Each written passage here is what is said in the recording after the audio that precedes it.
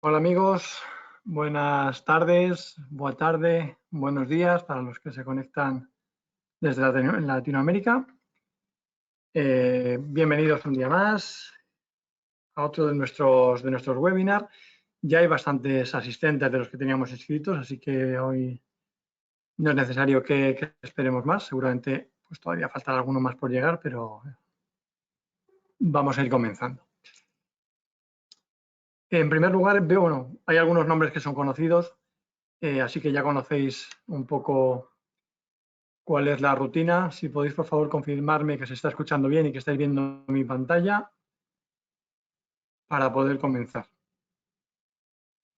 En el panel de la derecha de la plataforma GoToWebinar tenéis un menú de opciones donde podéis lanzar vuestras preguntas.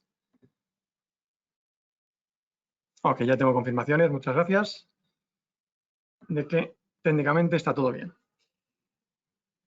Muy bien, pues vamos a comenzar porque hay bastante contenido y va a ser una presentación bastante larga, o por lo menos con mucho material, así es que vamos a intentar ir lo más rápido posible sin dejarnos nada por el camino. Mi nombre es Francisco Álvarez, soy Senior Service Engineer de Risco Group Iberia. Lo que vamos a ver hoy es vamos a hacer una formación en la que vamos a explicar la programación de las centrales utilizando el software de configuración.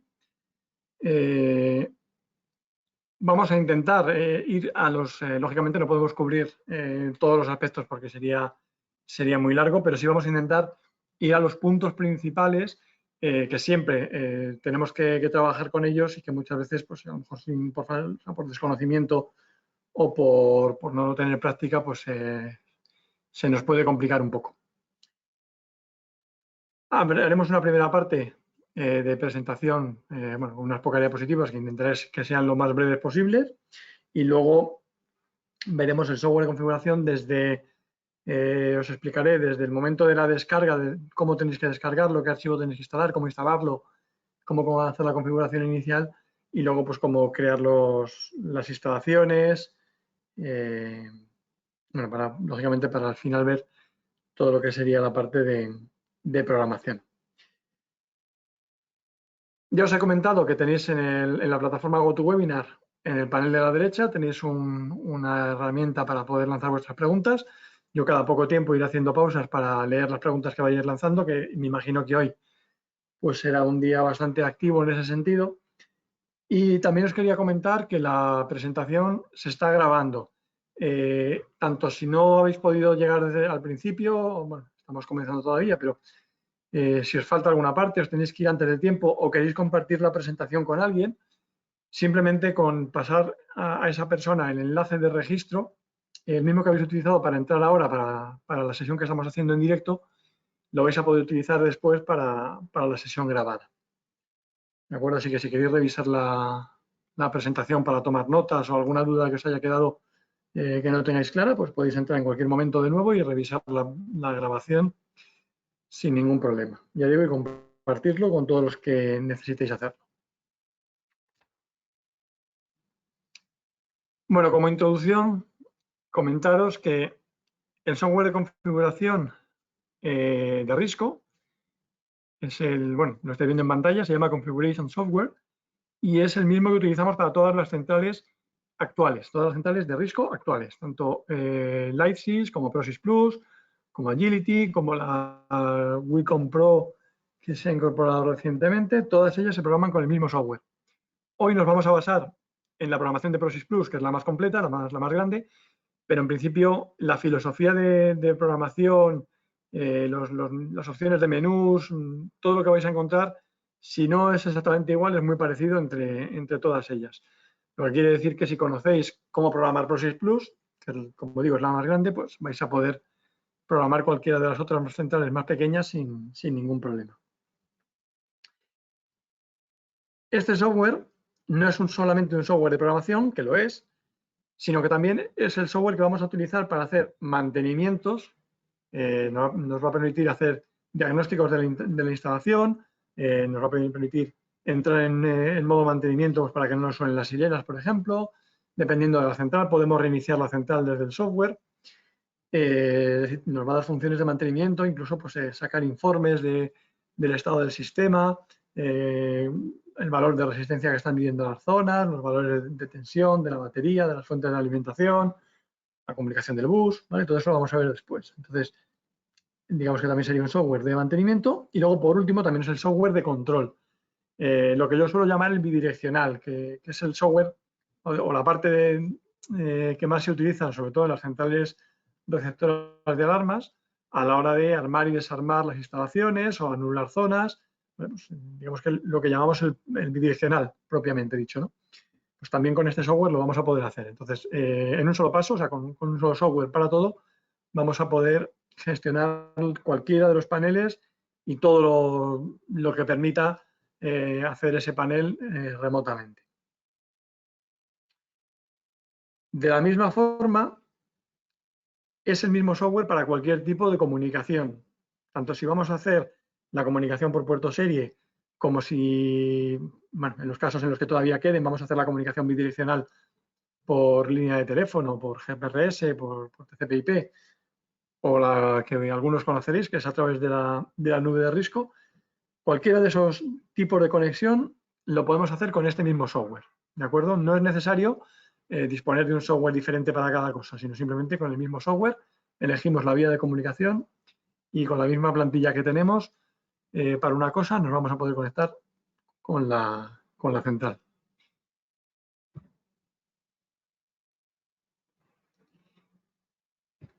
Bueno, comentaros que si escucháis algún ruido de fondo es porque, bueno, pues estamos en la situación que todos conocemos y, bueno, pues tengo las ventanas abiertas, así que es posible que algún ruido se cuele de la calle.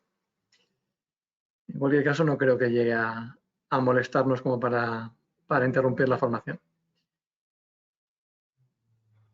Bien, como decía, el software es este que veis en pantalla. Esto es una captura de pantalla del momento de la inicialización, de cuando está arrancando.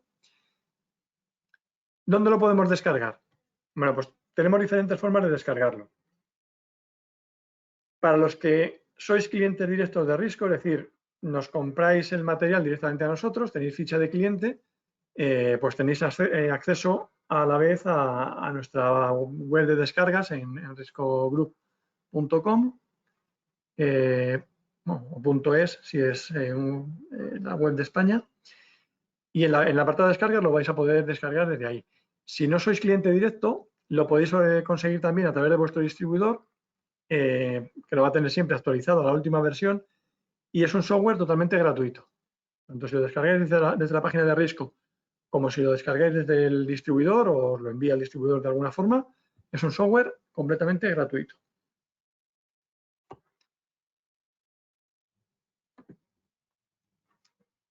En el caso de, bueno, en cualquiera de los casos, lo que tenéis que buscar es un archivo que se llama Risco Group CS Full, ¿vale? Lo tenéis en pantalla.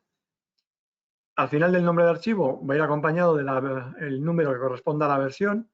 No es esa, la versión que estáis viendo en pantalla no es la última, esa ya ha quedado obsoleta. La última que tenemos es la versión 3.2.2. Es importante, como sabéis, en cualquier tipo de central, que el software vaya siempre por delante de la versión de la central.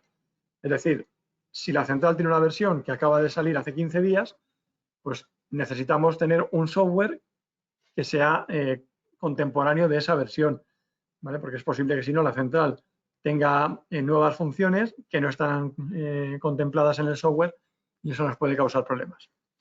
Así es que ya digo, la última versión con la que estamos trabajando ahora mismo es la 3.2.2. Ese archivo es un archivo comprimido. Lo vamos a descomprimir en una carpeta del ordenador. No lo descomprimáis como recomendación, no lo hagáis en el escritorio ni en el visor que tiene Windows de archivos comprimidos, que realmente no lo está descomprimiendo, sino que lo que hace es mostrarnos el contenido del archivo comprimido. O sea, tenemos que activamente, con el botón derecho del ratón, normalmente vamos a decirle extraer aquí o como sea el descompresor que utilicemos, y lo guardamos en una carpeta ya descomprimido. Y una vez que lo tenemos descomprimido, nos vamos a encontrar los archivos que veis en pantalla. El que vamos a utilizar para la instalación es el que se llama setup.exe. Con el botón derecho del ratón le damos a ejecutar como administrador para estar seguros de que lo ejecutamos con los máximos permisos. Y simplemente tenemos que ir aceptando todas las opciones que nos vayan saliendo y la instalación es muy sencilla. Se va a instalar por defecto sin ningún problema. Una vez que está instalado, nos va a crear una nueva carpeta que se llama Risco Group, que la vais a poder ver en el menú de programas de Windows. Y dentro de esa carpeta nos vamos a encontrar con el software que estábamos instalando, que es el Configuration Software, y con otro software que se ha instalado a la vez, que se llama System Organizer. System Organizer es un software que se utiliza para configurar el propio Configuration Software, es decir, para configurar el idioma, para algunas opciones de la base de datos. ¿Vale? En general no lo vamos a utilizar más que probablemente la primera vez que instalamos el software. Pero sí que necesitamos abrirlo la primera vez. Entonces, antes de abrir Configuration Software, vamos a ejecutar System Organizer. System Organizer nos va a pedir una contraseña, o sea, una cuenta de usuario y una contraseña. El usuario ya aparece escrito, que es el nombre admin, no hace falta que lo cambiéis, y la contraseña sería 123, ¿vale? En números. Simplemente introducís 123, le dais a OK y ya se nos va a abrir el System Organizer. Entonces, lo primero que vamos a hacer es irnos a Languages y seleccionar el idioma que nos interese. ¿De acuerdo? Este es el idioma que vamos a configurar para después cuando abramos el Configuration Software. Seleccionamos el idioma y pulsamos abajo en Set Language. ¿Okay?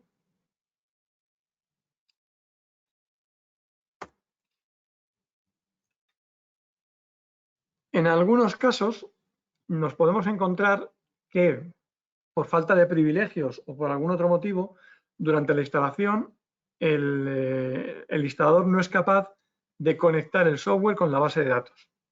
La instalación tiene que crear también la base de datos y por alguna razón, por falta de privilegios o por la razón que sea, pues no ha podido conectarla. Entonces, ¿qué es lo que va a ocurrir? Que cuando vayamos a abrir el Configuration Software nos va a salir un mensaje indicándonos precisamente esto, ¿no? Que no es capaz de conectar con la base de datos. En ese caso nos vendríamos al System Organizer, al menú Database y pulsaríamos en Inicializar. Esto solamente lo debéis hacer si es la primera vez que instaláis el software en este ordenador. Porque inicializar la base de datos lo que va a hacer es reconstruir la base de datos, rehacer la estructura completamente y si tuviésemos una base de datos anterior, la va a destruir. ¿Vale? Vamos a perder la información que teníamos. Así que esta opción solamente la tenéis que hacer si es la primera vez que instaláis el software y solamente si al abrirlo nos ha dado ese error, ¿vale? que no puede conectar con la base de datos. Si ya había una versión anterior del software y simplemente lo estáis actualizando, nunca pulséis en inicializar database, base de datos, porque nos va a machacar lo que tuviésemos. Una vez que pulsamos en inicializar, pues veremos que en donde pone descripción y estado, pues nos aparecen unas franjas verdes indicando que la inicialización ha sido correcta.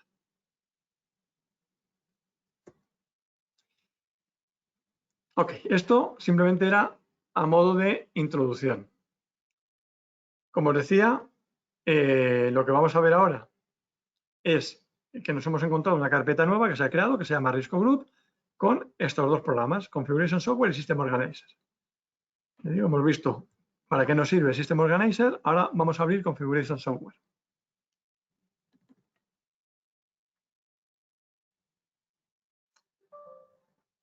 Okay, nos pide permisos, le decimos que sí.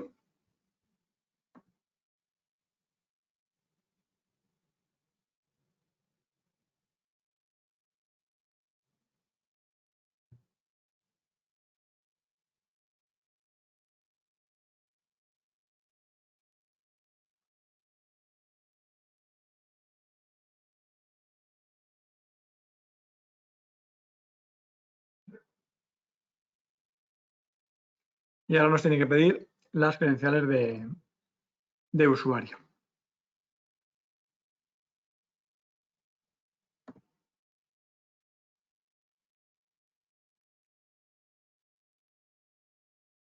Disculpadme porque me parece que se ha quedado por detrás. Aquí está, se había quedado por detrás de la pantalla. Ahí está. Bien, las credenciales son las mismas que hemos utilizado en System Organizer. El nombre de usuario es admin. Me vais a perdonar porque yo no le he cambiado el idioma y vamos a aprovechar para hacerlo sobre la marcha. ¿De acuerdo? Vamos a abrir el System Organizer ya no en modo presentación como estábamos antes, sino realmente el software para que lo veáis. ¿Vale? Así os lo enseño en castellano en vez de enseñarlo en inglés. Ok, ahora estamos abriendo System Organizer. Introduzco la contraseña que es 123 y pulso en Login. Me vengo a Languages, selecciono el idioma que me interesa, que es Spanish, le doy a Set Language y OK.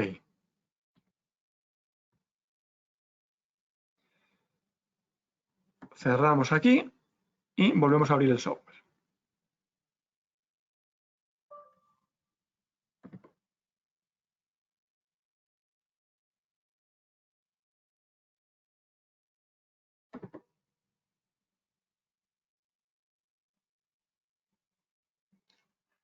Bueno, no sé si lo veis en pantalla, pero lo que aparece ya en la ventana ya aparece en castellano.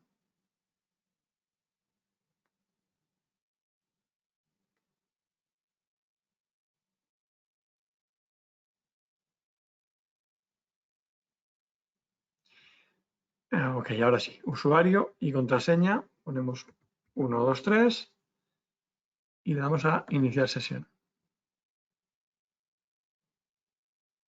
Para los que habéis llegado algo más tarde, os comento que la sesión se está grabando, así es que una vez que terminemos, lo que tarda en convertirse el archivo, que es aproximadamente como 1 hora o una cosa así, podéis utilizar el enlace para entrar de nuevo en la presentación y verla ya grabada en vez de hacerlo en directo como estáis haciendo ahora.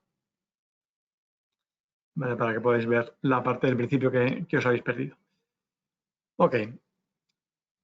Bueno, vamos a cerrar aquí y vamos primero a presentar el software. Como veis es un software en entorno Windows, pues como que todos podéis conocer, ¿no? de otros sistemas, donde tenemos arriba la barra de menús, donde tenemos todas las opciones disponibles, una barra de iconos de acceso rápido con las opciones más habituales, y luego ya tenemos en la ventana del centro, la parte izquierda sería donde va a aparecer el árbol de menús con todas las opciones de programación del panel que tengamos abierto. Cuando pinchamos en una de ellas, pues el contenido de ese menú nos va a aparecer en la ventana de trabajo, en el centro. Y luego, bueno, en la parte de abajo tenemos un menú desplegable donde podemos buscar manualmente la instalación con la que queramos conectarnos. Y por último, la barra de abajo, que es la barra de estado, donde nos va a indicar pues, si estamos conectados con la central, si tiene algún tipo de problema, si está armada, si está desarmada, etc.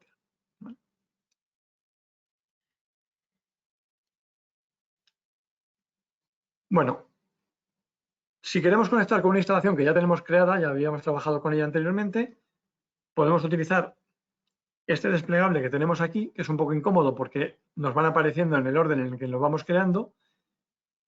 ¿De acuerdo? Entonces, si tenemos muchas instalaciones, pues sería complicado buscar cuál de ellas en concreto es con la que queremos trabajar. Así que mejor que eso, podemos utilizar el buscador.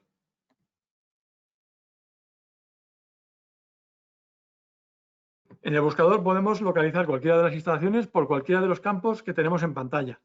Por el nombre, por el tipo de dispositivo, por el teléfono, por la fecha de creación, por unos campos que hay de texto donde podemos guardar la información que nos interese. Por ejemplo, si yo quiero buscar centrales de tipo PROSIS Plus, pues basta con que escriba PROSIS y me va a buscar todo lo que es PROSIS Plus. Si quiero buscar una central que yo sé que en el campo nombre le puse un 555, pues escribo eso y me va a localizar esa central. Si quiero buscarla por la fecha de creación, por ejemplo, pues le puedo decir que me busque todo lo que está creado el 29 del 4 del 2020. ¿Vale? Y me va a buscar, bueno, en este caso será la fecha de creación de la base de datos.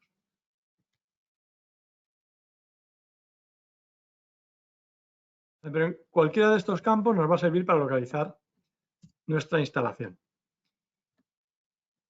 En este caso, voy a trabajar con una central que le he llamado webinar. Entonces, escribo la palabra webinar y me aparece. Selecciono y me va a traer esa plantilla a la pantalla para poder empezar a trabajar con ella. Esto sería en el caso, bueno, como veis ya van apareciendo a la izquierda los diferentes menús de zonas, salidas, etc. Esto sería el caso de una plantilla que ya teníamos creada y queremos seguir trabajando con ella para hacer más modificaciones. Pero antes de llegar ahí, vamos a ver cómo crear una plantilla nueva. Bueno, aquí cada instalación es lo que se llama en el software un cliente. ¿De acuerdo? Entonces tenemos que crear un cliente nuevo. Podemos hacerlo desde el menú cliente o utilizando el icono de acceso rápido, que si dejamos el ratón encima nos aparece un menú, un pop-up, que nos indica a qué corresponde ese botón. Así que pulsamos en nuevo cliente y nos aparece esta ventana donde empezamos a introducir información. Lo primero que tenemos que elegir es el tipo de panel con el que vamos a trabajar. Esto es importante que no se nos olvide porque luego no tiene vuelta atrás. O sea, si empezamos a trabajar con una plantilla que hemos creado para Lysis y luego nos damos cuenta de que realmente no era una Lysis, sino que era una Prosis Plus, pues lo que hayamos hecho no nos vale para nada. No tenemos forma de convertirlo de una central a otra. ¿De acuerdo? Lo tendríamos que descartar y empezar desde cero con una plantilla del tipo correcto. En este caso vamos a elegir Prosis Plus, le daríamos un nombre, el que queramos ponerle. Y el resto de campos, abonado, dirección, teléfono, son campos de texto donde podemos guardar la información que nos interese. En este caso se le ha llamado abonado, dirección 1, dirección 2, pero realmente es un campo donde podéis guardar la información que queréis poner. El número del contrato, el nombre del cliente, no sé, lo que queráis poner. El tipo de instalación, si es una ferretería, si es una farmacia, si es un banco, lo que os interese. Y luego esos campos los podéis utilizar, como vimos antes, para hacer la búsqueda. También tenemos otro campo donde podéis guardar cualquier tipo de información, que es el campo de comentarios. Por ejemplo, comentarios para mantenimientos. En el próximo mantenimiento hay que sustituir las pilas a los detectores. O en el próximo mantenimiento hay que cambiar la batería por otra de mayor tamaño. Lo que se os ocurra. Un campo muy importante de esta pantalla es el campo que pone cliente. En este caso, estamos viendo que pone 0SP. 0SP, bueno, el campo cliente es la plantilla de valores predeterminados que se ha elegido para cada país o cada tipo de configuración. Entonces, dependiendo del código que pongamos aquí, la central va a coger una configuración inicial o va a coger otra. Entonces, esa configuración inicial pueden ser cosas que podemos modificar después, como pueden ser los valores de resistencia o el tipo de zona que vayamos a utilizar, o pueden ser cosas que no podemos modificar. Por ejemplo, el tipo de línea telefónica que se utiliza en cada país, las frecuencias del GSM, ¿vale? Ese tipo de configuración, algunas de esas cosas se incluyen en el código de país. Así que es muy importante que elijamos el código correcto. En general, para España, Portugal y países de Latinoamérica, la plantilla 0SP es válida así a grosso modo para todos ellos. Hay algunas otras, por ejemplo, en Prosis Plus no, pero en Lysis sí que hay algunas opciones más que podéis encontrar opciones pues, para Colombia, hay alguna otra opción por ahí, pero en general 0SP es la plantilla predeterminada que os va a servir para todos estos casos.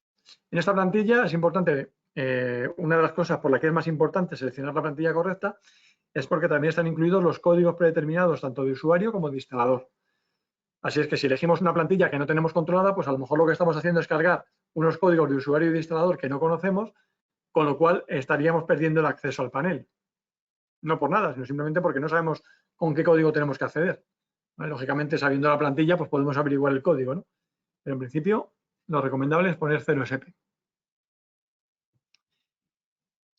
Simplemente con esto le daríamos a OK y nos va a crear una plantilla con esos valores, con la que ya podríamos empezar a trabajar. Bueno, veo que hasta aquí, esta parte es bastante básica, no veo dudas, así que continuamos. Si tenéis alguna duda, por favor, ya sabéis que podéis utilizar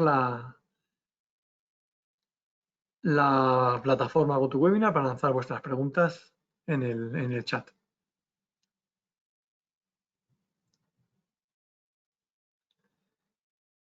Ok, pues ahora ya nos está abriendo una nueva plantilla con el nombre que le hemos dado, ¿vale?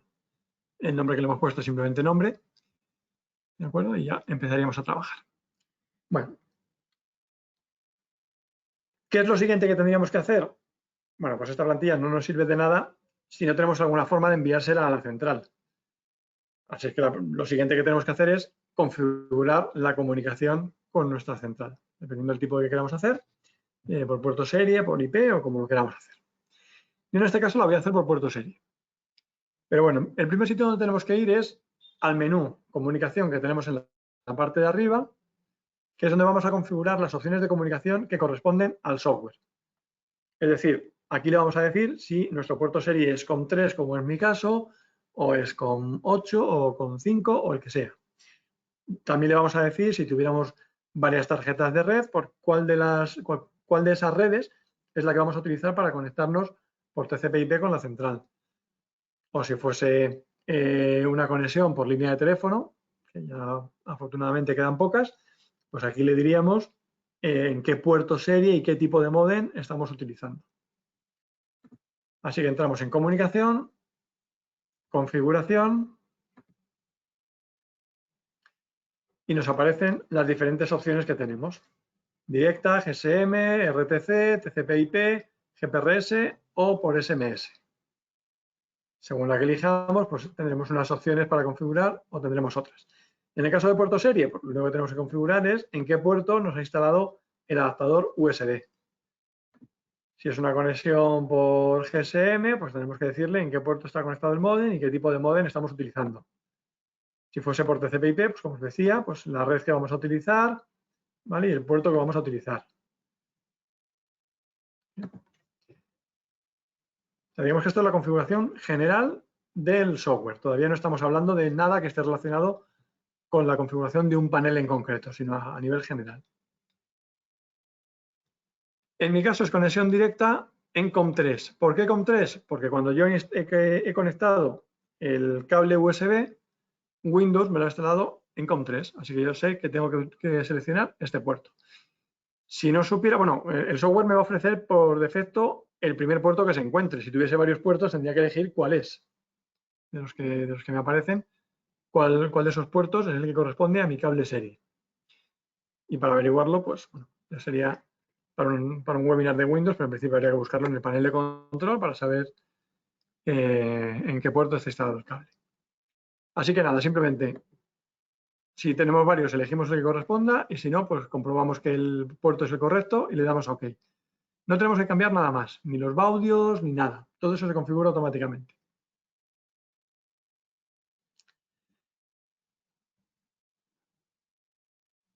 Lo siguiente que tendríamos que configurar es la comunicación con un panel en concreto, ¿vale? En mi caso, pues con el que tengo aquí. Como es una comunicación serie, pues ya poco más tengo que configurar, porque no tengo opción de elegir un panel u otro. O sea, el que voy a conectar es el que tengo conectado al cable, no hay más. Si fuese otro tipo de comunicación, entonces sí que habría que irse a los ajustes de conexión para elegir cómo conectarme con este panel en concreto. ¿De acuerdo? Si os fijáis, yo estoy ahora dentro de un menú que se llama ajustes de conexión, que ya está dentro de la ficha que antes he creado que se llamaba nombre. Entonces, todo lo que tengo aquí dentro corresponde con este panel en concreto. ¿Vale? Así que en ajustes de conexión, pues nada, pondríamos el número de teléfono si lo vamos a hacer por una llamada de GSM datos, la IP pública de la instalación, si vamos a hacer una conexión directa por TCP/IP, el número de teléfono si fuese RPC, o lo que es más habitual, pues si vamos a hacer la conexión a través de la nube, aquí lo que tendríamos que poner es a qué nube está conectada, que generalmente va a ser riscocloud.com. El puerto no tenemos que cambiarlo, es el 34.000 siempre. Y el número de serie de la central. O sea, aquí tendríamos que saber a qué central nos queremos conectar, porque lo que vamos a hacer es pedirle a riscocloud.com que nos conecte con esa central. ¿vale? Por ejemplo, en mi caso, bueno, 400, ¿vale? Y lo que sea. ¿Ok? Ese sería el número de serie que hayáis leído en la etiqueta que lleva la central o que hayáis visto a través del teclado de la central. Nos falta una capa más de seguridad adicional, que es la autenticación avanzada. Cuando conectamos a través de la nube, para poder conectar con un panel, ese panel tiene que estar bajo nuestro control. Es decir, cuando entramos en la nube, en risocloud.com/IC, la web de administración de la nube, tenemos que ver este panel con el que nos queremos conectar cuando entramos con nuestras credenciales. Es decir, tenemos un usuario instalador con una contraseña. Cuando utilizamos ese usuario para entrar, nos tiene que aparecer este panel. Si este panel no aparece ahí, no lo tenemos, tampoco vamos a poder conectarnos bidireccionalmente con él. ¿De acuerdo? Así que aquí, donde pone usuario y contraseña, pues lo que pondríamos es pues, nuestra cuenta de instalador, @ lo que sea, ¿no? Seguridad no sé qué, .es. ¿Vale? Y con la contraseña que hayamos elegido. Es decir, estas credenciales son las mismas que utilizamos para ver este panel en la nube, ¿vale? Para verlo en la web de administración de la nube.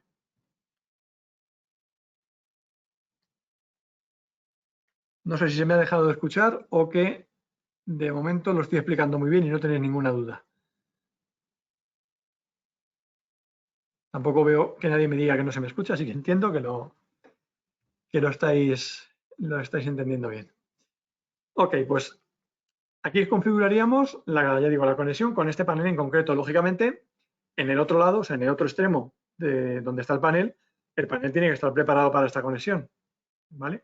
De nada me sirve que yo configure aquí la conexión con la nube si la central todavía no está conectada con la nube, ¿vale? O que yo configure aquí una conexión a través de TCP/IP directo si en la instalación no he direccionado ningún puerto a la central, ¿vale? Porque si es TCP/IP directo, pues como o sea, cuando es a través de la nube no hacen falta direccionar puertos, pero si lo vamos a hacer por IP pública, ahí sí que habría que direccionar el puerto. ¿De acuerdo? Entonces, todo eso lo vamos a ver ahora cuando repasemos las diferentes opciones de programación.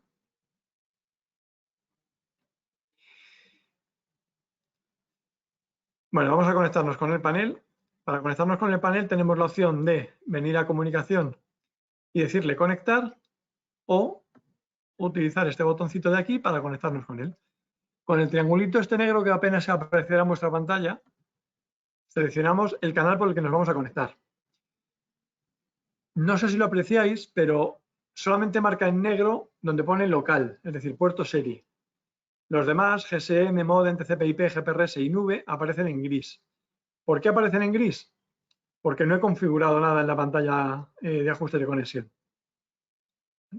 Bueno, sí he configurado algunas cosas, pero no he guardado los cambios. Por tanto, eso que tengo en pantalla es como si no lo tuviese. ¿De acuerdo? Hasta que no introduzca los datos que necesite, esta opción no me va a aparecer. Así que lo dejamos en conexión local y le damos a conectar. Nos aparece esta ventanita con las flechas que van dando vueltas. Nos dice inicializando. ¿Vale? Eso significa que ya estamos conectando con el panel. Y ahora en breve nos tiene que aparecer un botoncito verde como que estamos conectando. A ver, creo que tenemos alguna pregunta. Sí, cierto. Una cosa que me he saltado. Bueno, ahora venimos a este menú, a este mensaje. Nos preguntan una cosa que me he saltado y que es importante. Cuando ponemos el número de serie del panel, el número de serie en el panel viene identificado con 15 dígitos. Para la conexión con el software, igual que para darlo de alta en la web de administración de la nube, solamente utilizamos los 11 primeros. Es decir, empezando por 400, en este caso, que es una ProSys Plus, pues contamos hasta 11. ¿De acuerdo? Es decir, nos sobrarían los 4 del final. Muchas gracias, Andreu, porque es buena pregunta y a mí se me había escapado. Os decía, cuando conectamos con el panel, en este caso nos aparece un mensaje que nos indica que hay discrepancia en el número de particiones entre la plantilla que tenemos creada y la central. ¿Vale? Simplemente nos está diciendo que tenemos configuradas diferentes particiones. En el software tenemos configuradas 8 particiones. En la central tenemos 24, porque es una central que ya está configurada. ¿Vale? Simplemente revisad el mensaje. Si os cuadra con lo que habéis hecho, pues le dais a OK y ya está. Si no os cuadra, pues lo que habría que hacer es pulsar en no, con lo cual no terminaríamos de conectar, pero sí que ya podríamos revisar a ver por qué nos está dando este mensaje. Cuando le diga que sí, lo que va a hacer es actualizar la configuración del software, que es la que tiene un valor inferior, con lo que tiene el panel. Es decir, vamos a tener 24 particiones también en el software. Así que le digo que sí y finaliza la conexión. ¿Vale? Bueno, finaliza quiere decir que termina de establecerse la conexión.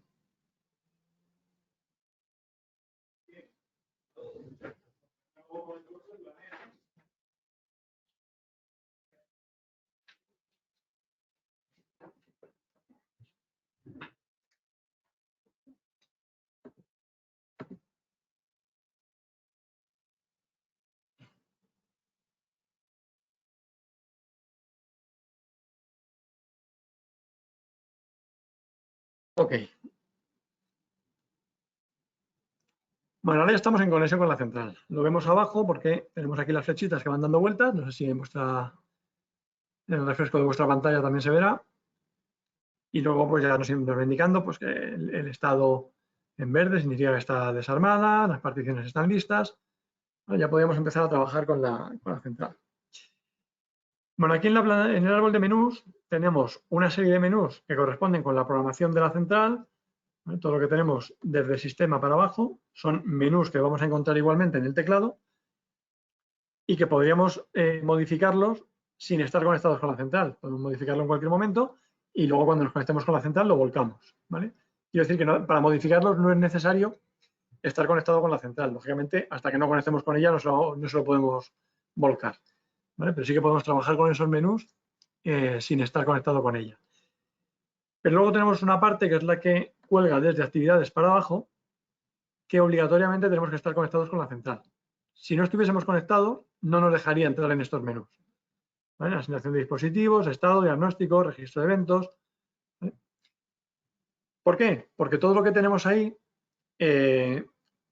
son opciones con las que vamos a interactuar con el panel. Le vamos a pedir al panel que haga cosas, que dé de alta dispositivos, que los borre, le vamos a pedir diagnóstico de comunicaciones, el estado de las particiones, de las zonas. Es toda información que nos tiene que mandar el panel online. Si no está conectado, pues lógicamente no lo puede mandar. Así es que bueno, vamos por el principio. Una vez que estamos conectados con la central, ¿qué sería lo siguiente que tenemos que hacer? Normalmente, los que hayáis estado en alguna presentación de inicialización de paneles o de programación más a nivel de hardware, pues habréis visto que hay que hacer una serie de pasos al principio para dar de alta pues, el teclado, los expansores que tengamos, lo que tengamos allí localmente, ¿no? Y eso lo normal es hacerlo desde el teclado. ¿Qué quiero decir con esto? Pues que cuando nos conectemos con el software, normalmente ya habremos hecho algunas cosas en la central. Entonces, lo primero que tendríamos que hacer es traernos la programación de la central al software para poder, para estar seguros de que tenemos la misma información.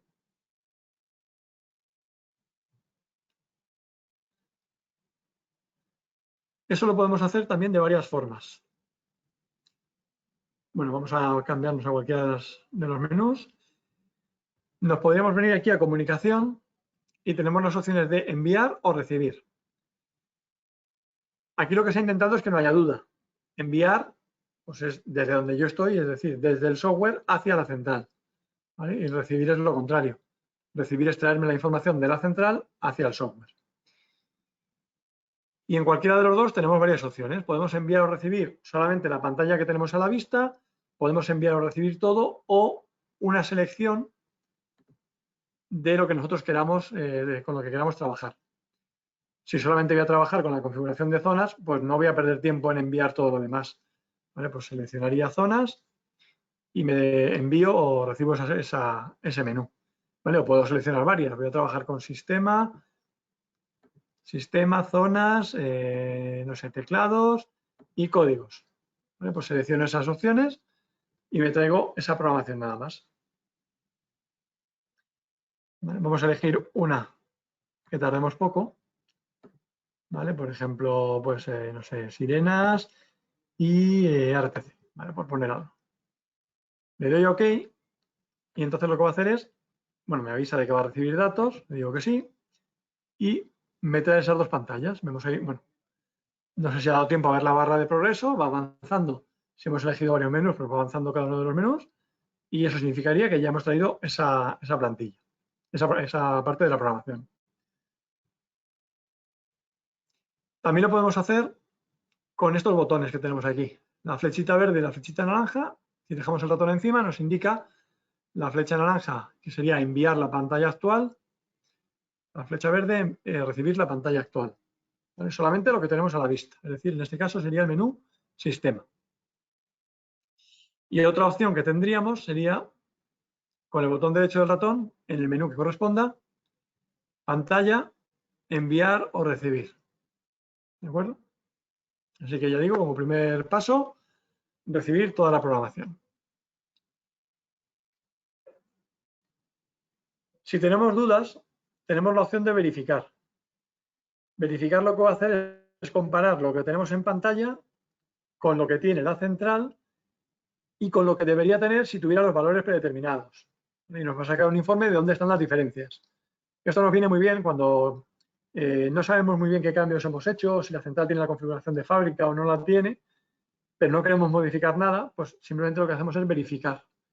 Entonces, en un vistazo muy rápido vamos a ver si tiene algún cambio o no lo tiene. Y también nos va a servir para identificar si tenemos algún valor incorrecto, ¿vale? O algo que no sabíamos que está cambiado y nos está generando algún tipo de funcionamiento extraño que no comprendemos. Ok, entonces habríamos recibido la programación y bueno, a partir de ahí ya podríamos seguir trabajando desde el software, desde el Configuration Software.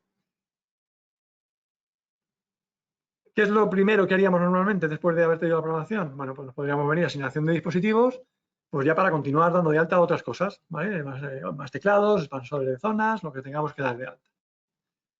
Eso lo podemos hacer tanto desde el teclado como desde el software. Entonces, en la asignación de dispositivos tenemos dispositivos de bus y dispositivos vía radio. En dispositivos de bus nos aparecen varias opciones, ¿vale? Que sería escanear bus. Simplemente va a hacer un escaneo sin modificar nada, sin hacer ningún cambio, para mostrarnos lo que haya en el bus. Podemos buscar solamente los nuevos dispositivos, con lo cual no nos va a dar información de lo que ya teníamos. Una autoconfiguración completa, ¿vale? O podemos elegir conectado y asignado o conectado o asignado. Sinceramente, la opción más completa de todas y la que yo utilizo prácticamente, la única que yo utilizo, es conectado o asignado. Es la que nos va a mostrar todo lo que esté conectado con el bus y esté dado de alta, todo lo que esté conectado con el bus y no esté dado de alta, y todo lo que esté dado de alta, pero no responda, vamos, no esté conectado en el bus. Con lo cual, nos va a mostrar toda la información posible que nos va a permitir corregir cualquier error.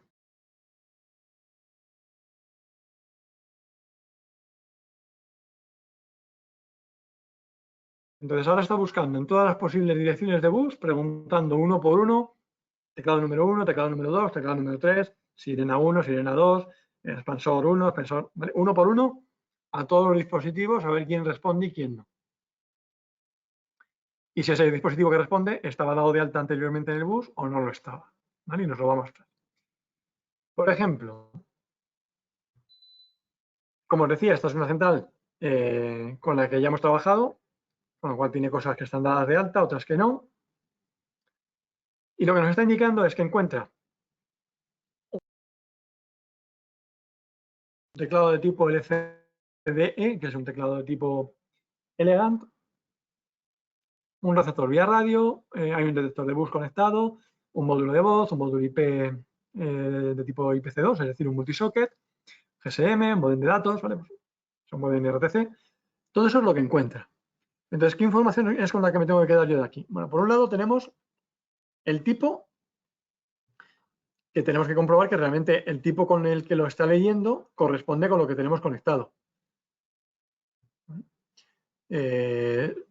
Por ejemplo, el IPC, si sabemos que es un módulo multisocket y lo he encontrado como IPC2, es correcto. Si lo hubiera encontrado como IPC, pues significa que a lo mejor no hemos conectado el módulo multisocket que nosotros pensábamos y realmente es un módulo monosocket de los antiguos, ¿vale? Así que es importante que comprobemos el tipo. El ID de canal nos va a mostrar la dirección en la que está conectado eso. Por ejemplo, el teclado, que en este caso es el teclado número 1, está conectado en el bus número 1 con dirección de switch 01, ¿vale? 100 indicaría que el 00 es porque está gestionado directamente por la central y 01 la dirección del switch, ¿vale? Es decir, la dirección física de los microswitch. Lo que tenemos dado de alta es un teclado de tipo LCD-E. Y lo que tenemos conectado realmente, es decir, cuando le preguntamos, él responde que es un LCD-E. Es decir, todo está correcto, todo cuadra. En acción, ninguna acción, no hay que hacer nada. ¿Vale? Habría que revisar que esto está correcto. Tenemos otro módulo que es el IPC, sí, exacto, el IPC2 que os comentaba antes. Disculpad un segundo, que no sé si estaréis escuchando un pitido por ahí de fondo. Ah, ya está. Hay varias centrales aquí en la sala y alguna ha entrado en alarma. Os decía, el módulo IPC, en este caso, es diferente al que hemos visto del teclado. Nos encuentra un IPC2, ¿vale? Dirección 001, porque en este caso no hay más posibilidades, solamente se puede poner uno. Y donde pone asignado, nos aparece en blanco. ¿Qué significa? Que este módulo no está dado de alta, ¿vale? Está conectado con la central se comunica con él, se comunica cuando le pregunta, ¿vale? Pero como no está dado de alta, normalmente no podría comunicarse con él porque no sabe que existe. Es decir, no tenemos nada asignado, pero sí que está conectado un módulo IPC2. Entonces, en acción, ¿qué es lo que nos ofrece? Asignar. ¿De acuerdo? Lo mismo que ocurre con el módulo GSM. No está dado de alta, porque el asignado está en blanco y nos ofrece asignar. Eso es lo que va a hacer cuando pulsemos en ejecutar. Va a dar de alta el módulo IPC2 y el G2G 3G. Esto sería la forma de dar de alta por autoconfiguración. Para hacerlo así, el módulo tiene que estar conectado. Si no estuviese conectado, pues lógicamente no nos va a ofrecer darlo de alta. Ahora mismo le está enviando esa información a la central. Si mirásemos en el teclado de la central, lo que vamos a ver es un mensaje que pone sistema en instalación.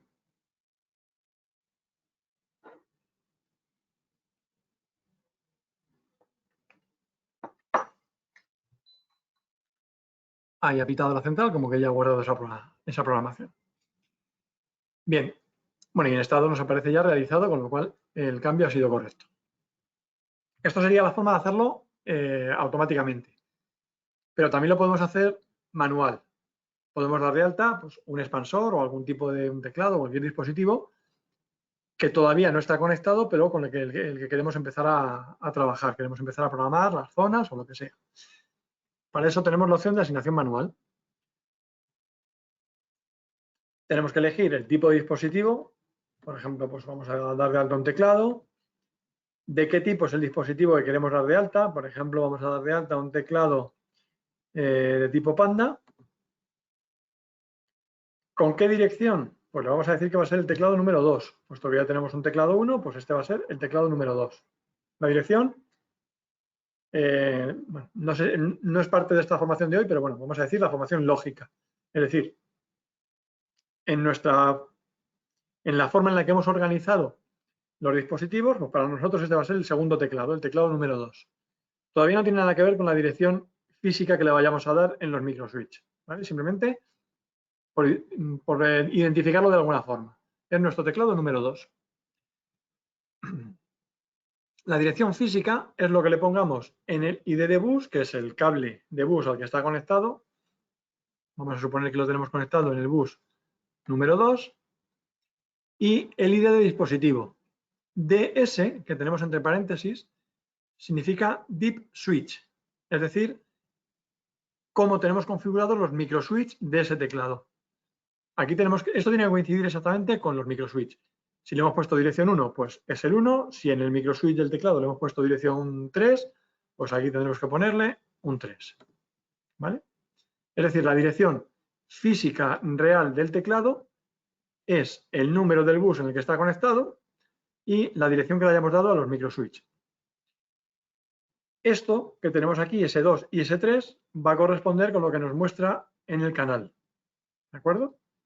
En este caso, bueno, el módulo de voz, por ejemplo, pues está conectado en el bus número 2 con la dirección 1. Vamos a dar de alta este teclado para que lo veáis. ¿De acuerdo? Acordaros que es el teclado número 2, que está conectado en el bus número 2 y que tiene el diff switch configurado con el 3.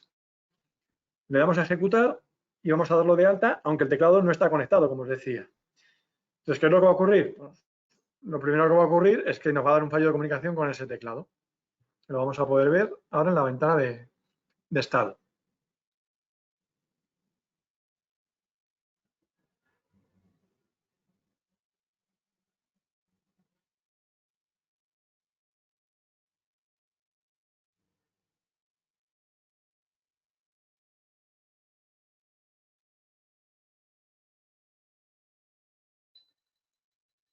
Bien. Bueno, además de eso, me está dando alarma. Vamos a desarmar desde el teclado. Okay.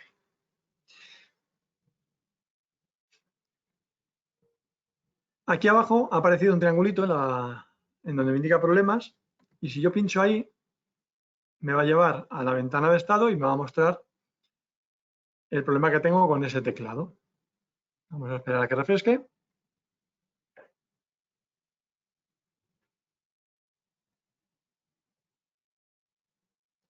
Y ahí lo tenemos, teclado 2, módulo de comunicación. ¿Vale? Eso significa que el teclado tiene un problema de comunicación, no se está comunicando. En este caso, es lógico que no comunique porque hemos dado de alta un teclado que no existe. Si nos volvemos a asignación de dispositivos y le volvemos a dar a escanear, lo que nos vamos a encontrar es que nos va a ofrecer borrar ese teclado. Ahora está dado de alta, con lo cual la central, cuando le pregunte, va a ver que no responde y nos dirá que está dado de alta, pero no está conectado. O sea, está asignado, pero no está conectado. Que es el caso contrario a lo que veíamos antes. ¿Ok? Ahí lo veis. El segundo teclado que nos aparece, con el ID 002, que es el número lógico que le hemos dado nosotros, que la dirección física es bus número 2 y dirección 3 de microswitch, ¿vale? Tiene asignado un LCDPA, un teclado Panda, pero no hay nada conectado. Por tanto, en acción lo que me ofrece es borrar. Si yo le diese a ejecutar, como es el único que tiene diferencias, ¿vale? Los demás me ponen ninguna acción, pues cuando yo le diese a ejecutar lo que va a hacer es borrar ese teclado. ¿Tengo otra forma de borrarlo? Pues también lo puedo borrar a mano. ¿Vale? Si yo no quiero, porque aquí me apareciesen, imaginaos que aparecen varios, un teclado, un expansor, algunos lo queremos dejar y otros no. Si le diese a ejecutar, pues me va a hacer todo lo que aparezca en acciones. ¿Vale? Si lo quiero hacer a mano, pues me puedo venir aquí a teclado y decirle borrar. ¿Qué teclado? Pues el que tiene la dirección 2, ¿vale? Que no hace falta que seleccione nada más, ya sé que es el 2, ¿vale? Lo miramos aquí arriba, es mi teclado número 2. Entonces, cuando le dé a ejecutar, lo que va a hacer es borrar ese teclado.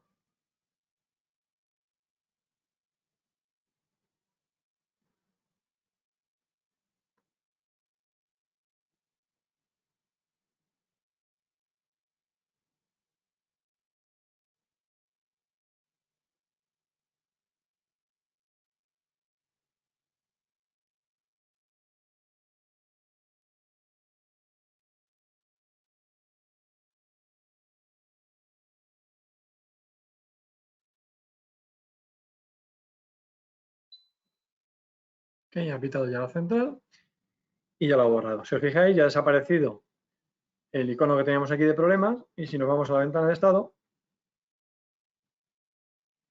pues de aquí nos ha desaparecido el mensaje de fallo de comunicación del teclado 2.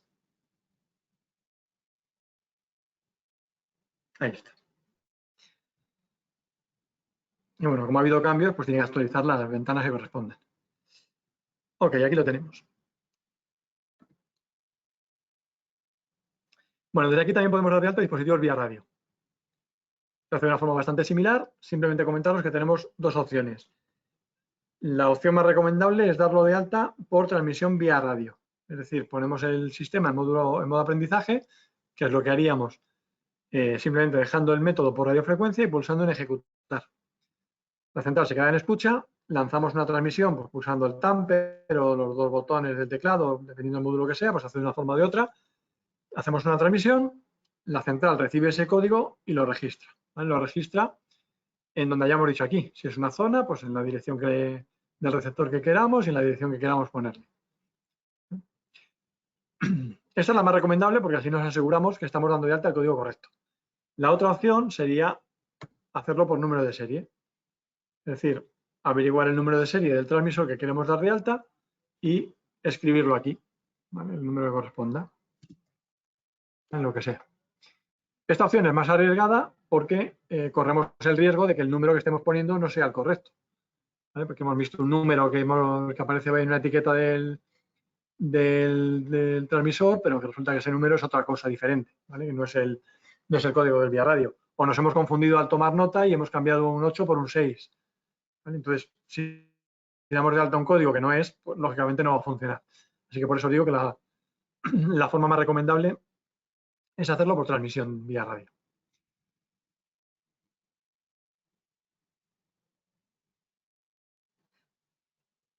Una vez que tenemos los dispositivos dados de alta, bueno, ahora ya habrían dos alternativas. Lo lógico, dependiendo de en qué situación estemos, sería irnos ya a la parte de programación para empezar a hacer la configuración de tiempos, de zonas, salidas, de todo lo que queramos hacer, o mantenernos en la parte de actividades para irnos a diagnósticos, a estado, para ver un poco pues, nuestro sistema cómo está, si la comunicación es buena o si tenemos algún problema. Vamos a empezar, ya que estamos aquí abajo, por la parte de diagnósticos, ¿vale? Para ver qué... perdón. No sé si habéis llegado a ver la ventana, me está diciendo, como yo he escrito aquí un número al azar, cuando he ido a salir de la ventana me dice que hay datos no válidos. No me va a dejar salir si no corrijo eso, ¿de acuerdo? Así que elimino eso que había introducido ahí y me cambio a diagnósticos. Vale, aquí en diagnósticos vamos a poder hacer un chequeo de todo el sistema. Veis que está dividido por partes, central, dispositivos bus, comunicaciones, vía radio, test del bus. Me va a dar información técnica que me va a ayudar a entender cuál es la salud de mi sistema. Si le hago un test a la central, pues lo que me va a devolver es la versión, el número de serie y luego, bueno, sobre todo lo más importante, lo más interesante, el estado de las zonas. Valores de resistencia, si están abiertas, si están cerradas. ¿Vale? Si nos vamos a dispositivos de bus, en este caso tengo un detector de bus, pues le puedo hacer un chequeo. ¿Vale? Es la zona 9, que es un EWISE DT de grado 3, le doy a test y lo que me dice es que le llega una tensión de 13,6 voltios, con lo cual la tensión es correcta. El nivel de PIR está en 2, como el umbral está entre 0,1 y 4, pues estamos a la mitad. Tenemos un nivel de ruido PIR en el canal 1 correcto. El ruido PIR en voltios sería 0,1, que también estaría dentro del valor. ¿Vale? En microondas, bueno, sería un poco ir revisando todas las opciones para ver que todos los elementos están correctos. En la parte de comunicaciones, pues puedo elegir módulo IP o módulo GSM. En este caso, el módulo IP no está conectado a la red, con lo cual si le doy a test, bueno, ya me lo está diciendo, de hecho. Perdón, os estaba engañando. Es que el módulo que tengo es un módulo IP Wi-Fi, con lo cual sí está conectado a la red por Wi-Fi. No tiene cable, pero está conectado por Wi-Fi. Vale, y aquí me está dando la información de la IP que ha cogido, cuál es la MAC del módulo, a qué Wi-Fi se ha conectado, ¿vale? Y por qué método, ¿vale? Por VPA, o sea, por qué protocolo de seguridad utiliza, ¿vale? VPA2. Ok, y la versión. En el caso del GSM, si le hago un test, ¿vale? Pues me indica que la cobertura está a tope, tiene tal versión, el email, ¿vale? Etcétera. ¿Vale? Podemos hacer el test del vía radio, donde me va a dar información también pues, del nivel de señal, ¿vale? Todas estas opciones os las imagináis. El test del bus. Este es muy interesante porque es el que nos va a dar la información más real del estado de comunicación de los diferentes elementos que tengamos en el bus. Aquí me está lanzando ahora mismo una serie de paquetes a todos los dispositivos que hemos dado de alta, todo lo que aparecía antes en la asignación de dispositivos. Me está mandando paquetes y nos va a decir el resultado de esa prueba. En este caso, todos los dispositivos responden con un 100. 100 es la única respuesta válida. Si tenemos otra cosa diferente de 100, es que tenemos un problema de comunicación. ¿De acuerdo? O sea, 100 significa que se han enviado 100 paquetes y los 100 paquetes han llegado correctamente a su destino y hemos recibido respuesta del dispositivo. ¿Vale? Si en algún caso apareciese 80, 90, 95, el valor que sea, significaría que parte de los paquetes se han perdido por el camino. ¿Vale? Y eso no es bueno, lógicamente. Así que el único valor que nos sirve es 100. Esta parte de diagnósticos la podemos hacer también y mucho más bonita desde aquí, desde el mantenimiento remoto. Mantenimiento remoto lo que va a hacer es un chequeo completo de toda la instalación. Voy a ir dándole porque esto tarda un poquito. Todo lo que hemos hecho en diagnósticos lo va a hacer, pero todo a la vez, y además me va a generar un informe tipo PDF, ¿vale? Donde vamos a poder consultar toda esa información de un vistazo.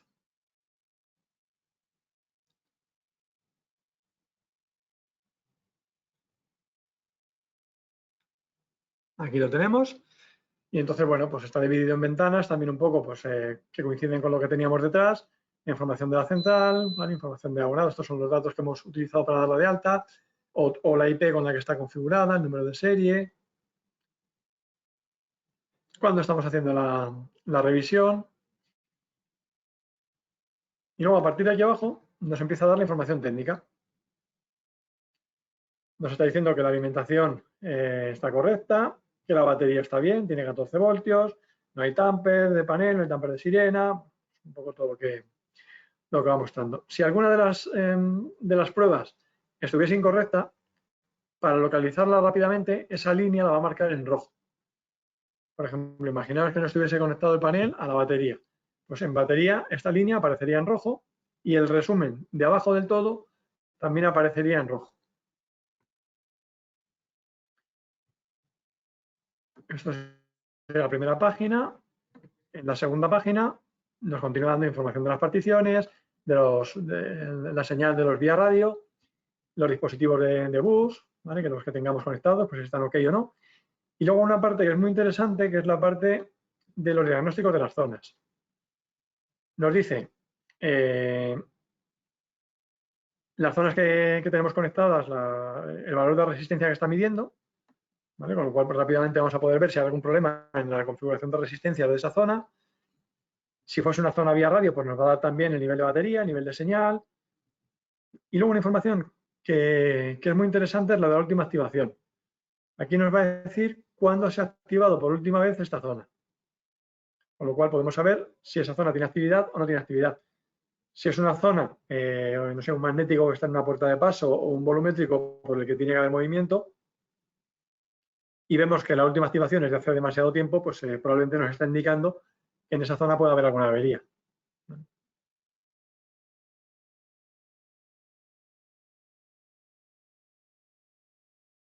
Y en la tercera página lo que vamos a ver son los últimos 40 eventos del historial del panel. Entonces, bueno, aquí también podemos revisar porque a veces podemos tener algún fallo que es aleatorio, que no se está produciendo ahora mismo, con lo cual no lo vemos, pero si miramos en el historial, pues sí que vemos que ocurrió hace 2 días o ha ocurrido hace un par de horas, etcétera, ¿no? Ocurre cada X tiempo. Así que es interesante también revisar los eventos del historial para entender cuál es el estado de la instalación. Y luego, bueno, pues nada, este informe simplemente lo podríamos guardar, exportar en diferentes formatos, pues para guardarlo en nuestro dossier o para enviárselo al cliente o para lo que queramos hacer con él. Bien, cerramos aquí. Y vamos ya con la programación.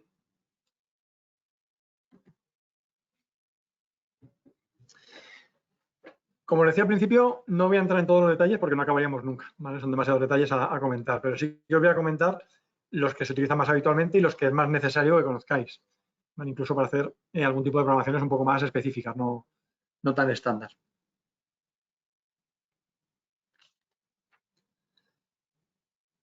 Bueno, empezando por arriba, por sistema, lo que nos vamos a ir encontrando es lo mismo que tenemos en el teclado de la central.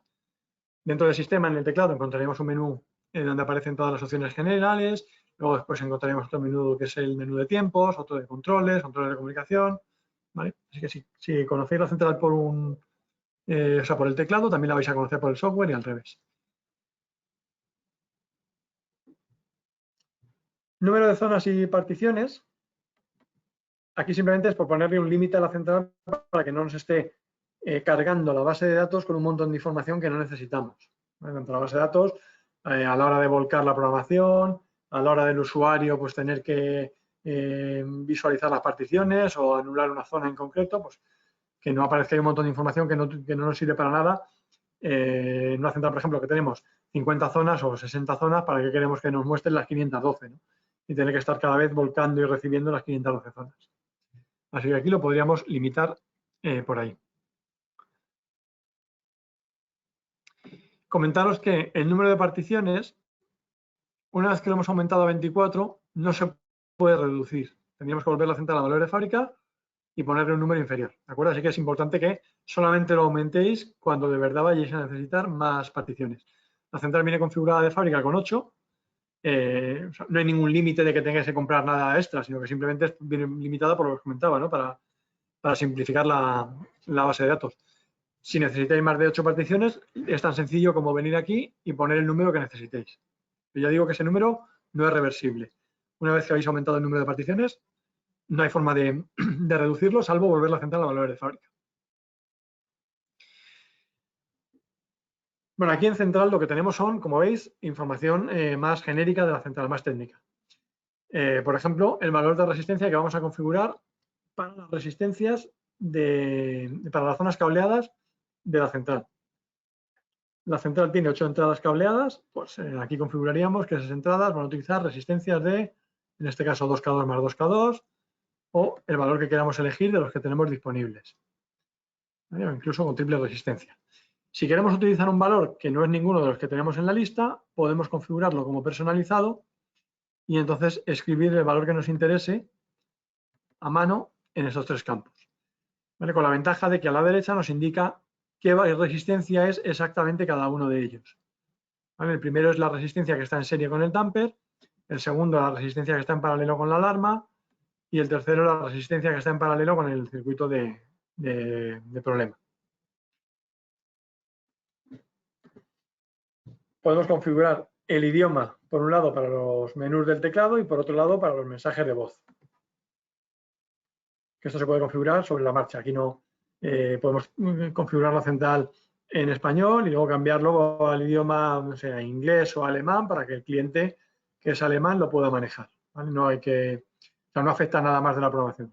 Un cambio lo podemos hacer sobre la marcha sin afectar a nada más.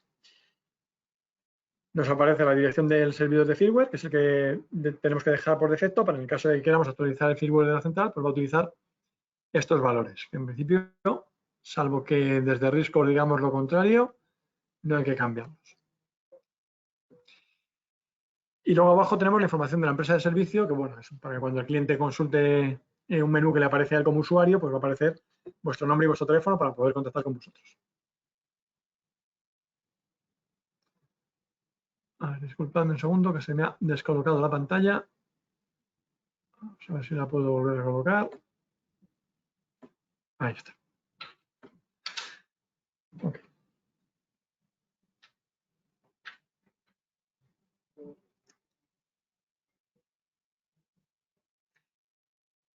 Vale, pasamos al menú de tiempos.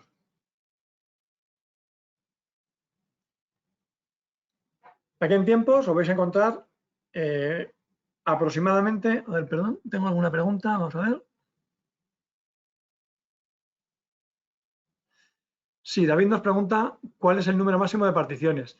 Bueno, en este caso que estamos hablando de ProSys Plus, el número máximo son 32. ¿Vale? Viene configurado en 8, no sé si aparecía, creo que aparecía aquí cuando lo hemos... no, no aparece. Si dejamos el ratón encima nos aparece que el rango es de 8 a 32. O sea, lo mínimo que podemos configurar es 8, que es como viene de fábrica, y podemos aumentar hasta 32. En tiempos os decía que está configurado pues todo lo que está más o menos casi todo lo que está relacionado con los tiempos. Todo lo que sean tiempos de entrada-salida, tiempo de sirena, tiempo de fallo de alimentación, tiempos de tiempo de inactividad, para las zonas de inactividad. ¿Vale? Todo está configurado, o sea, todo está en este menú. Unos campos muy interesantes y muy importantes que tenemos que configurar aquí es la supervisión del vía radio. Y para eso lo que tenemos que configurar son el tiempo de supervisión TX y la supervisión RX. Supervisión TX, que está configurado en 58, lo que está haciendo es que le indica a los transmisores vía radio que sean bidireccionales, les está indicando que transmitan una señal de supervisión cada 58 minutos. ¿Vale? Al ser bidireccionales se pueden configurar desde la central, con lo cual es la central la que les da la orden de enviar una señal cada 58 minutos. Esa señal simplemente para saber que el transmisor sigue vivo. ¿Vale? Pero esa señal por sí sola no sirve de nada. Esa señal tiene que ir unida al tiempo de supervisión RX. La supervisión RX es la ventana de tiempo que la central va a estar esperando para recibir una señal de los transmisores. Esta ventana siempre hay que configurarla con un valor 2 o 3 veces superior a la supervisión TX.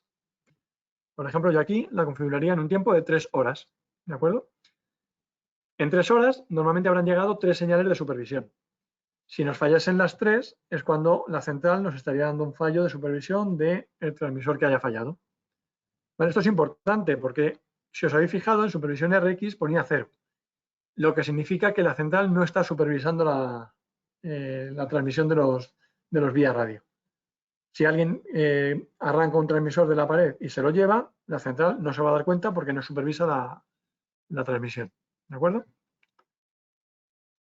Así que es importante que configuréis aquí el valor que os interese configurar.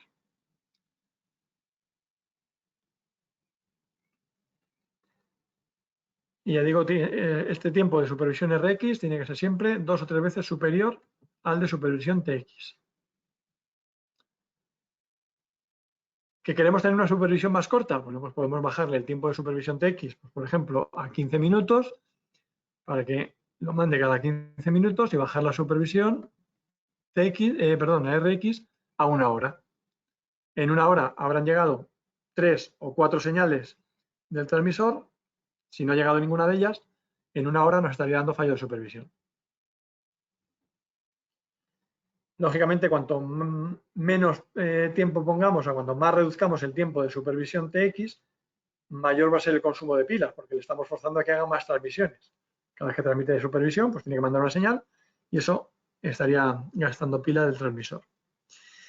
Vale, y otro campo importante es la supervisión, la interferencia, el tiempo de interferencia. Tiempo de interferencia es el tiempo que va a tardar en detectar la señal de jamming o de saturación. Es decir, si alguien nos viene con un inhibidor, pues cuánto tiempo tiene que estar activo ese inhibidor para que la señal nos genere un evento de supervisión, de saturación. Podemos elegir entre 10 segundos, 20 segundos o 30 segundos. Fijaros también que estaba configurado en ninguno, que es como viene de fábrica. Es decir, cuando la central viene de fábrica, si no cambiamos este valor, no tiene tampoco supervisión de saturación. ¿Ok? Así que habría que configurarle el tiempo que nos interese.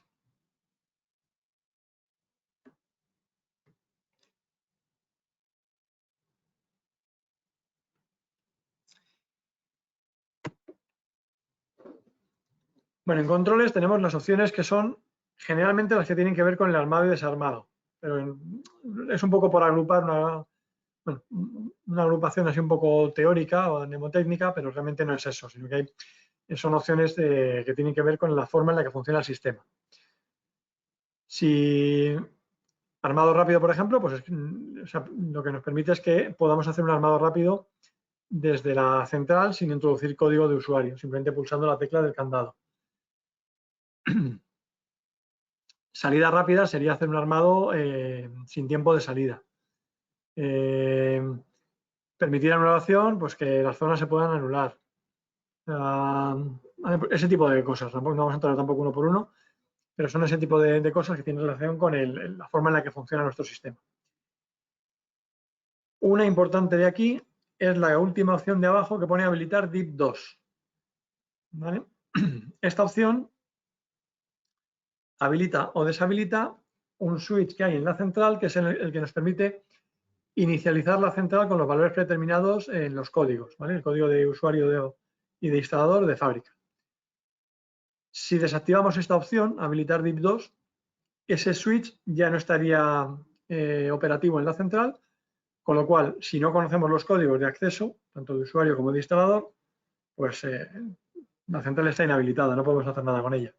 No podríamos entrar por teclado, si no nos deja conectar con el software porque también están cambiados los códigos, pues no hay nada más que podamos hacer con esa central. Así que bueno, visto en el sentido contrario, pues también nos sirve para bloquear una central de forma que no os puedan cambiar la programación si vosotros no queréis.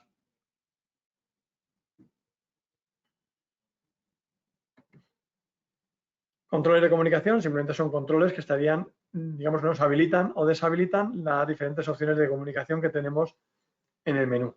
¿Vale? Básicamente lo único que hace no deshabilita realmente la conexión con la nube, sino que lo que deshabilita es el menú de la nube. ¿Vale? No sé si entendéis el matiz. ¿Vale? O sea, lo que tengamos configurado en la nube va a permanecer, pero no podemos entrar en el menú para cambiarlo. ¿Vale?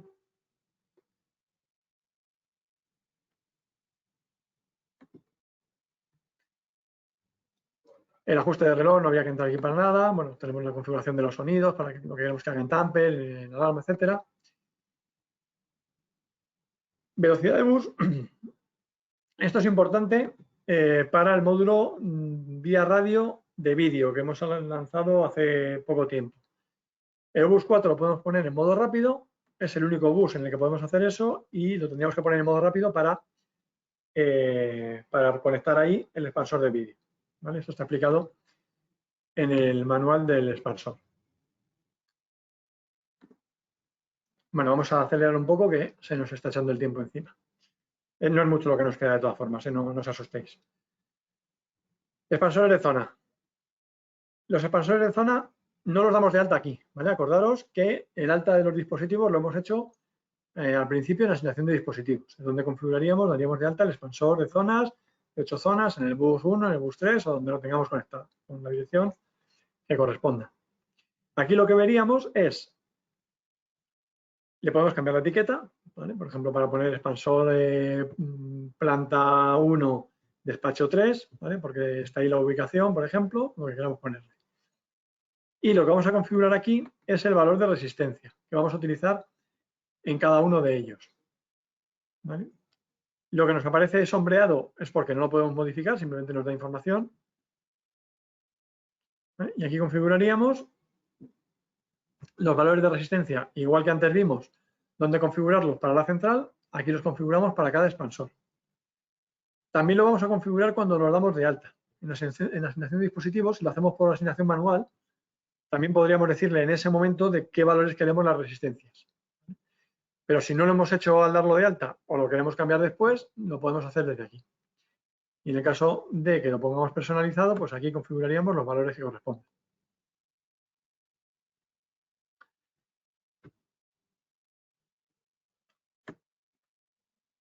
Bueno, una cosa que es importante que no os he dicho todavía, cada vez que hagamos algún cambio en una pantalla, tenemos que guardar o bien la pantalla que hemos modificado o guardar la plantilla completa.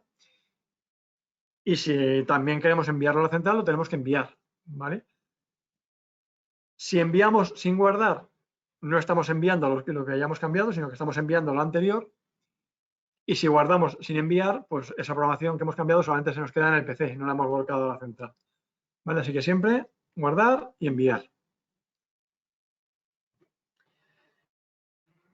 En zonas, pues lo mismo, podemos ver el canal en el que está cada una de las zonas. Aquí nos indica, por ejemplo, vía radio, veis la W que significa wireless, pues eso significa que es una zona que está en un expansor vía radio. Los que pone una E son zonas cableadas, el que pone B es una zona de bus. ¿Vale? Y luego pues el canal nos indica, como vimos antes, dónde está conectada esa zona. ¿Vale? Por ejemplo, bus 4 expansor número 1, entrada 1. ¿Ok? Esto es el transmisor número 1 que está dado de alta en el receptor número 1 que está conectado al bus 4. Y esa zona es del tipo entrada-salida 1, ¿vale? Los diferentes tipos de zona que tenemos aquí. Los tipos de zona, como veis, son fáciles de entender, ¿vale? El propio nombre es bastante autoexplicativo para entender qué es lo que hace esa zona, pero si queréis tener más información, lo podéis consultar en el menú de ayuda. No hay un menú de ayuda específico de ProSys Plus, ¿vale? Porque no es actualizado para ProSys Plus, pero sí que podéis consultar todas estas opciones en Lysys, que son casi idénticas, ¿vale? Lo que veáis, por ejemplo, para los tipos de zona de Lysys son los mismos tipos de zona que tenéis en ProSys Plus. En general, toda la ayuda que tenéis para Lysys es válida para ProSys Plus, quitando pues, algunas pequeñas diferencias. Vale, y luego entraríamos a configurar los sonidos. Si queremos que esta zona active la sirena en armado, o que solo active el zumbador, o que solo active el timbre de puerta, o que sea silenciosa. En el caso de las zonas cableadas, aquí en la terminación lo que le vamos a decir es cuántas resistencias tenemos conectadas. ¿Vale? Si tenemos 1, 2, 3 resistencias, ninguna resistencia, ¿vale? Pero no le decimos el valor. ¿Dónde le hemos dicho el valor? Se lo hemos dicho antes en el expansor de zona o cuando vimos el menú sistema. ¿Vale? Una vez que hemos elegido un valor de resistencia aquí en el expansor correspondiente, ¿vale? 2K2 más 2K2, pues cuando aquí en la zona le digamos que es doble resistencia, lo que le estamos diciendo es que tiene una resistencia de 2K2 en serie con el contacto de tamper y otra resistencia de 2K2 en paralelo con el contacto de alarma. ¿Vale? O como es este caso que le estamos diciendo RFL, que sería resistencia única, pues lo que le decimos es que tiene una sola resistencia de 2K2 en serie con el contacto de tamper. Luego en la zona habría que decirle la partición. Podemos escribirlo aquí a mano o abrir el menú, seleccionar particiones y hacerlo de una forma más gráfica y más intuitiva. ¿Vale? Podemos asignar la zona a la partición que nos interese o incluso a varias particiones.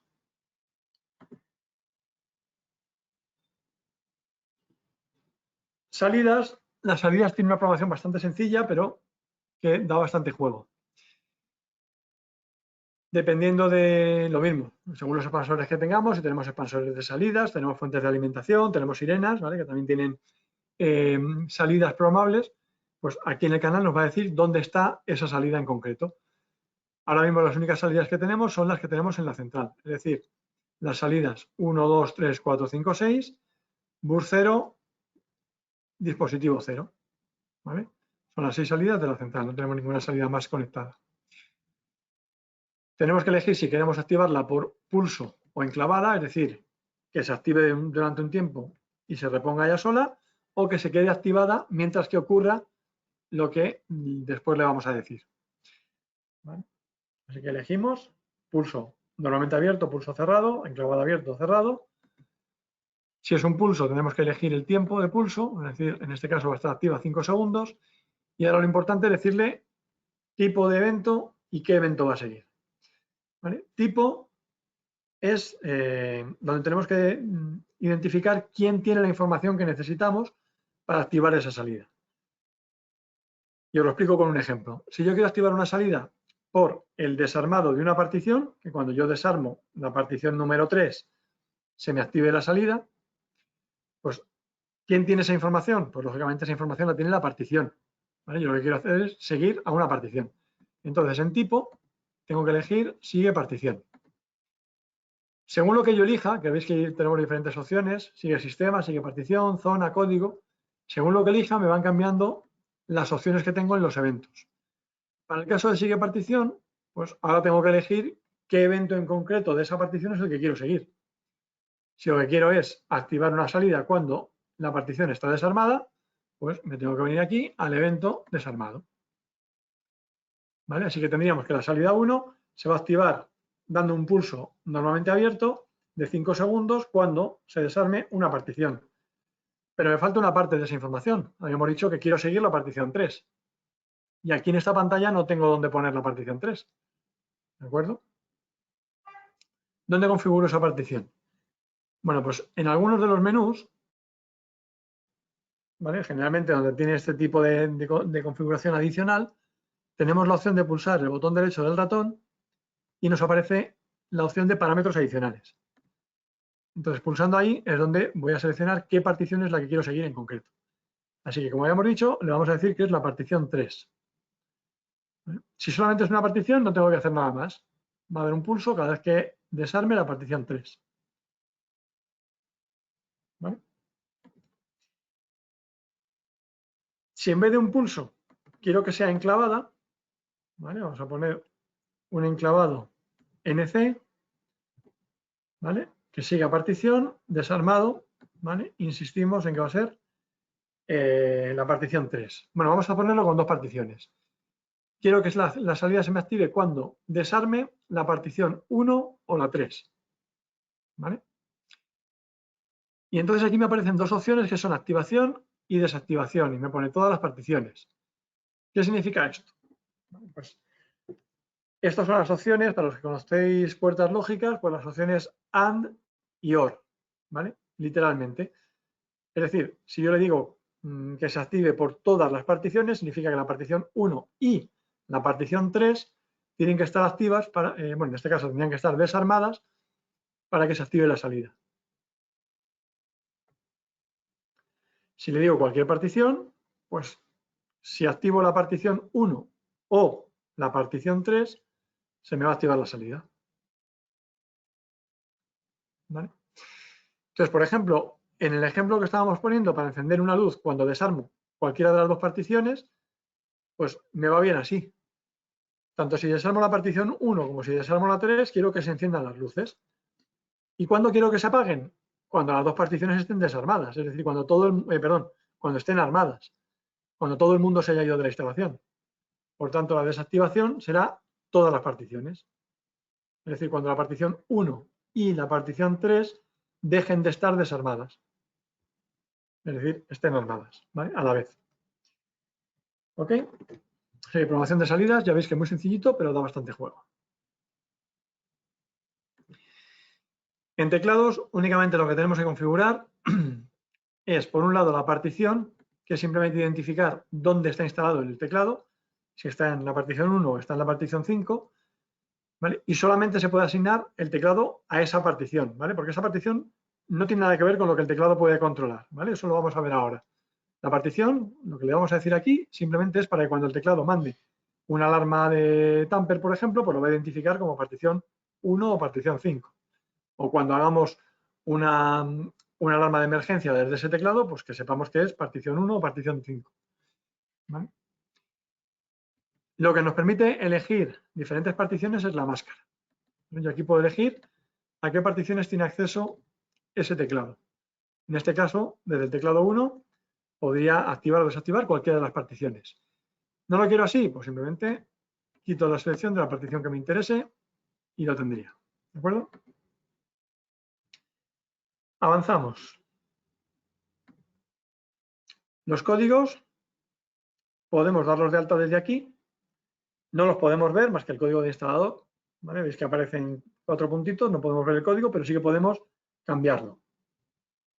¿Vale? Podríamos hacer doble clic y escribir un código nuevo encima. Y también podemos asignar ese código a la partición que nos interese. ¿Vale?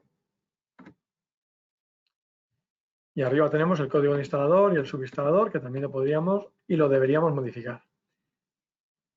La central viene configurada con códigos de 4 dígitos. Si lo configuramos con 6 dígitos, lo que va a hacer es añadir 2 ceros por detrás.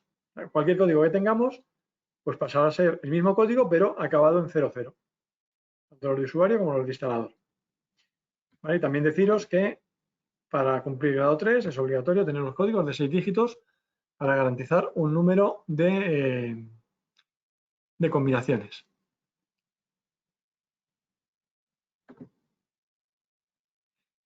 En GSM GPRS, básicamente lo que nos tenemos que preocupar es de configurar el APN, ¿vale? Correspondiente a nuestra tarjeta.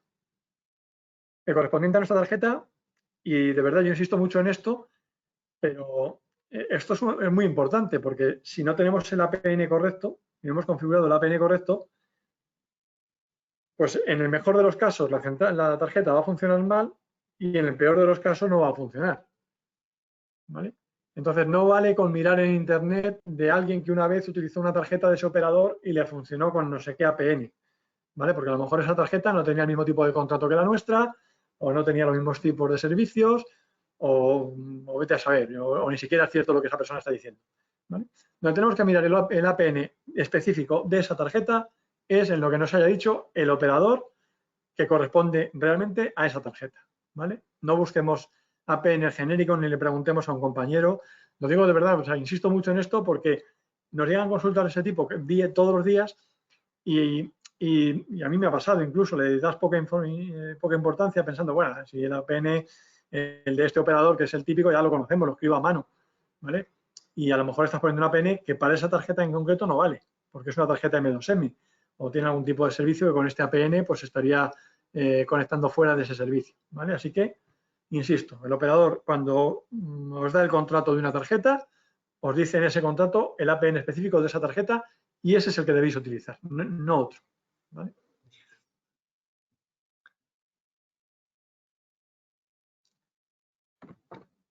Seguimos. En TCP/IP configuraríamos la conexión de red. Si es red cableada, bueno, da igual, sea cableada, sea wifi.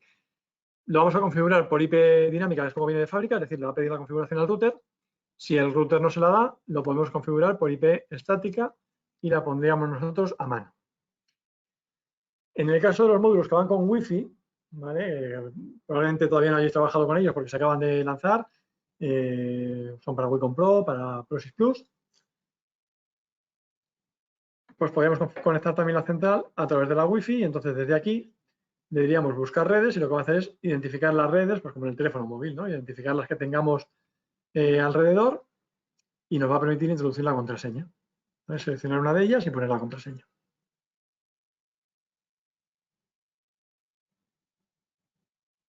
¿Ok? Nos indica también el nivel de señal que tenemos de cada una de ellas para que sepamos cuál nos interesa más conectarnos o cuál no.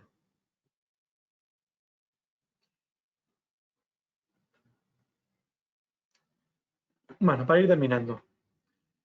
En la parte de nube viene configurada de fábrica la central para conectarse automáticamente con la nube con riscocloud.com, así que en cuanto le demos una conexión de red, la central lo va a intentar. ¿Vale? Los teclados nuevos que vienen con un icono, los teclados Panda, hay un icono que identifica la nube y se nos va a encender cuando esté conectada con la nube. Otro truco que utilizamos todos para saber cuándo se ha conectado es que vemos que el display se pone en hora.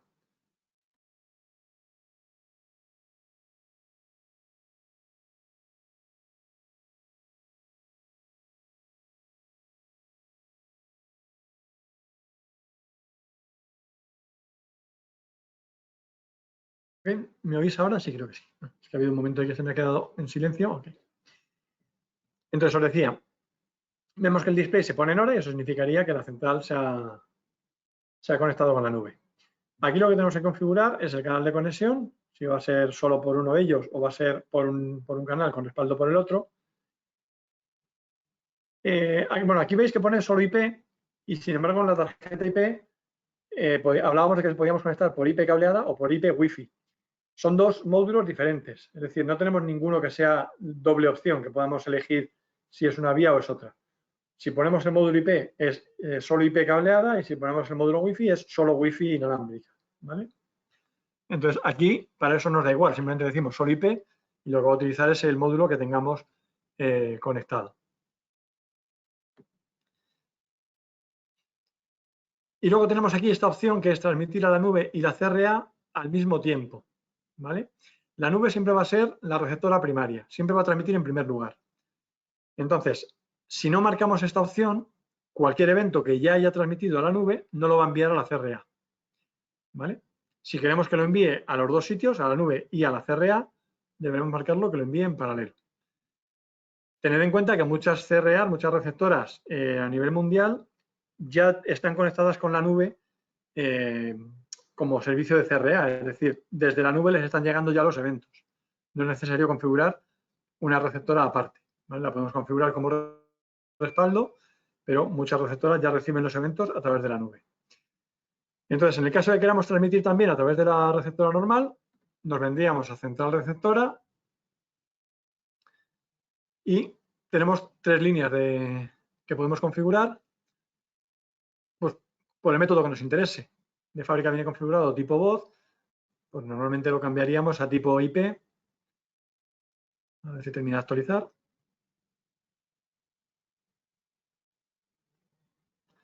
Vale, cambiaríamos ahora a tipo IP, elegimos el canal, si es IP o es GPRS, pondríamos la dirección IP de la receptora, la que nos hayan dado, y el puerto que nos hayan dado. Si tenemos varias, pues configuraríamos la segunda línea, lo mismo, ¿no? Lo que queramos. IP, puerto diferente, lo que queramos. Y una vez que tenemos las receptoras configuradas, en división de informes tendríamos que elegir cómo queremos hacer el respaldo a esas 3 líneas. De fábrica viene configurado para llamar primero a la 1 y que haga un respaldo sobre la 2. Si fallase la 1, llamaría a la 2. Podemos configurarlo que no llame, o podemos configurarlo que llame solo a una de las receptoras. ¿Vale? Bueno, las diferentes opciones que tenemos aquí. Tenemos dividido lo que serían los eventos de armado-desarmado, las alarmas y el resto. ¿Vale? Podemos elegir por separado cómo queremos que transmita. Una cosa importante si estamos transmitiendo a receptora es configurar el evento y el tiempo de pooling. ¿Dónde configuramos el evento? Igual lo he hecho demasiado deprisa. Bueno, aquí en formato de comunicación nos aparece códigos de informe. Nos tendríamos que venir al menú varios y dentro de varios tenemos el pooling CRA que, como veis, está en blanco. Esto quiere decir que si no configuramos un número de evento aquí, ese evento no se está transmitiendo. Así es que tendríamos que poner el evento que corresponda según lo que nos digan en la receptora. Generalmente el 999. ¿Ok? Daríamos OK. Insisto, siempre guardaríamos la plantilla, ¿vale? Para guardar los cambios. Y habría que después enviar la programación a la central.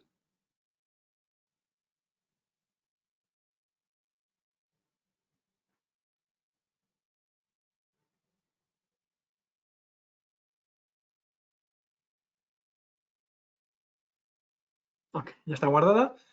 Repito, lo siguiente sería enviar la plantilla a la programación. Yo no lo voy a hacer porque ya estamos fuera de tiempo, ¿vale? Pero siempre habría que guardar y enviar. Siempre guardar, enviar. Vale, os decía, el evento de pooling, hemos configurado el número de evento y ahora tenemos que configurar el tiempo. Entonces, para configurar el tiempo, nos volvemos a un menú por el que ya hemos pasado, que es el menú GSM, GPRS, si ese es el caso, o sea, si vamos a transmitir por GSM, por GPRS mejor dicho, aquí configuraríamos el tiempo de pooling de CRA. Y si vamos a transmitir por IP, también nos volvemos al menú TCP/IP y configuraríamos aquí el tiempo de pooling de CRA por TCP/IP. ¿Vale? Estos tiempos son en segundos. Veis que tenemos en el caso de TCP/IP cableada 30 segundos, en el caso de GPRS estaba puesto 1 minuto 30. Ese tiempo también debe coincidir con lo que os digan en la receptora. Si en la receptora está supervisando el pooling cada 4 minutos, pues vosotros tenéis que mandarlo pues 2 o 3 veces más rápido. Por ejemplo, pues cada minuto y medio. ¿Vale? Y así os aseguráis que en esos 4 minutos han llegado varios eventos de pooling y se tienen que perder todos para que la central dé fallo de pooling. Si se perdiese uno así aleatoriamente, pues no pasaría nada, pero si se pierden varios seguidos, es cuando se va a generar el fallo de pooling. Bueno, por último, ya para terminar, simplemente comentaros. En cliente podemos guardar una copia de seguridad de la programación. Podemos decirle exportar y lo que vamos a hacer es elegir las plantillas que queramos guardar, ¿vale? Con eso va a crear un archivo con extensión BCX que podemos enviárselo a alguien o guardarlo para luego recuperarlo desde otro ordenador, lo que queramos hacer con él. Simplemente guardar una copia de esa programación. ¿Vale? Podemos elegir todas si queremos. De hecho, antes de actualizar el software, lo recomendable es guardar una copia de seguridad de todas las programaciones que tengamos, le daríamos a exportar, ¿vale? Para luego, en caso de que ocurriese algo al actualizar, siempre vamos a poder restaurarlo desde nuestra copia de seguridad, ¿vale? Es importante hacerlo siempre antes de actualizar, pero bueno, en cualquier caso, cada cierto tiempo guardar una copia.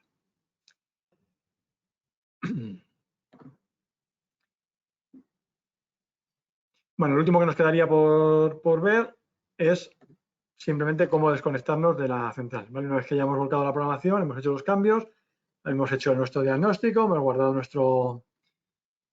nuestro informe de mantenimiento, la instalación está terminada, pues nos desconectamos. Simplemente pulsaríamos aquí para desconectar.